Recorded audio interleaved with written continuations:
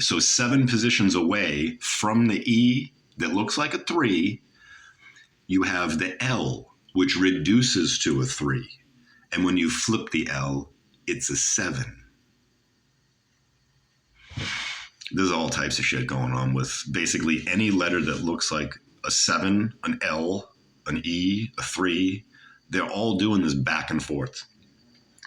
All right, let's go to F. F is the 6th letter. Now, F is basically just an E, but it's missing that line on the bottom.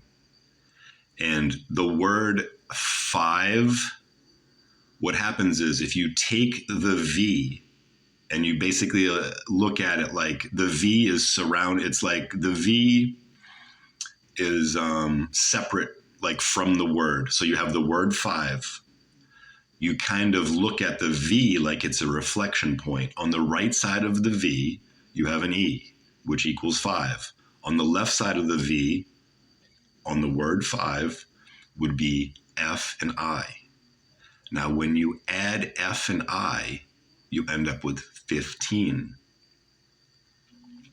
What happens is for both sides of that to measure, to balance out, you basically take the number 15 and we're trying to get to 5.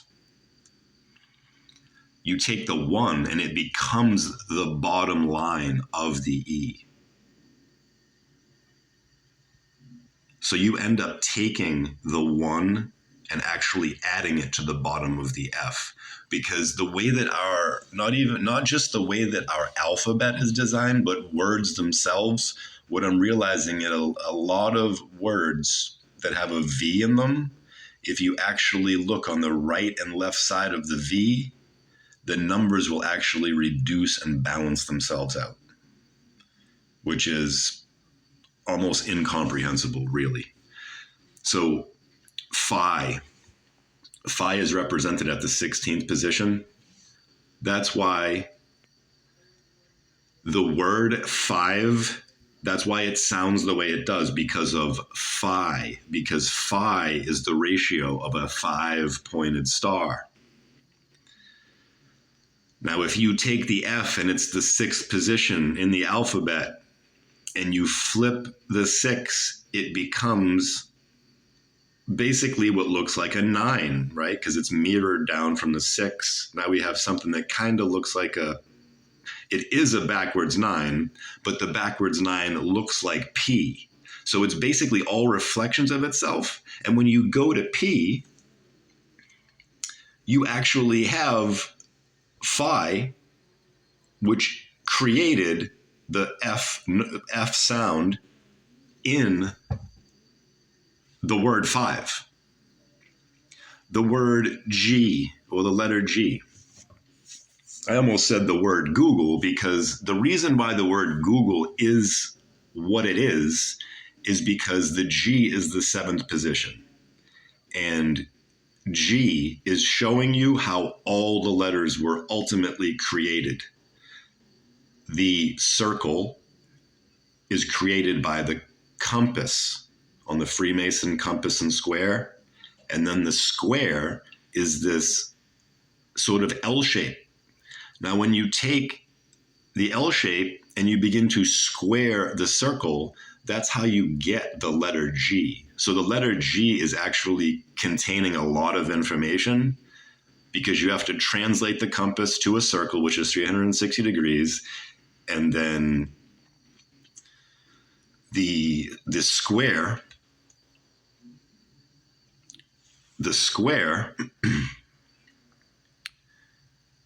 is basically what creates the box inside of the circle, and that is how all the English letters are created in one form or one way of breaking it down. So yeah, Google, literally the word Google is a spell because it's a combination of G's, O's, E's, and L's. E's and L's are really important in how all this breaks down. H. The letter H is basically the infinity symbol. It's showing balance. It's the completion. 9. 9 is I. So what's happening above? Okay, 9, 10, A, C, W, V.